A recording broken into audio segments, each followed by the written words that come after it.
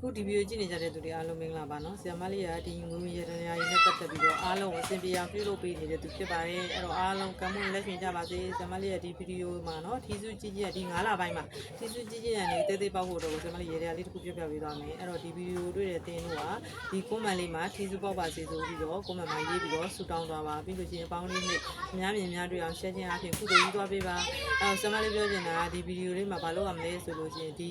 ထီစုကြီးကြီးကနေတေးသေးပေါ့နော်ကံမွန်လက်ရှင်တို့အတွက်ကိုကျေးပကံများလေးတစ်ချက်လုံးမယ်ကျေးပကံများလေးရဲ့ပုံမှာကြိုကိုတီတစ်လုံးတင်မယ်အဲ့ကြိုကိုတီကိုမှောက်ပြီးတော့မှတင်မယ်နော်ချက်ကိုပွားထားမယ်ပြီးရင်ဖျောင်းနိုင်အစိမ်းတိုင်းထွင်းမယ်နော်ထွင်းညစ်ဖို့တော့ပြီးတော့ဒီအဖက်ကနေပြီးတော့ထိကန်ဝင်ရနေတောင်းပေါက်ဖို့တော့ကိုစူတောင်းနိုင်ပါတယ်ဒီလိုပြုလုပ်ခြင်းအားဖြင့်ကန်နေညံနေမြင့်မာပြီးတော့နော်ဒီထီစုကြီးကြီးကနေတိတ်တိတ်ကိုလိုချင်တဲ့ပမာဏကိုစူတောင်းပေါ့နော်ဒါဆိုလို့ချင်းစူတောင်းအမြင်ပြည့်ပြီးတော့ဒီကန်ဆွမ်းမြန်ဆွမ်းနေမြင့်မာပြီးဒီချီကန်ဝင်ကနေကောင်းလာလိမ့်မယ်လို့စမလေးပြောချင်ပါတယ်အဲ့တော့ယုံကြည်တော်သူများလိုက်လို့ပါမယုံကြည်တော်သူများတော့မပြောပါဘူးနော်အားလုံးစင်ပြကြပါစေ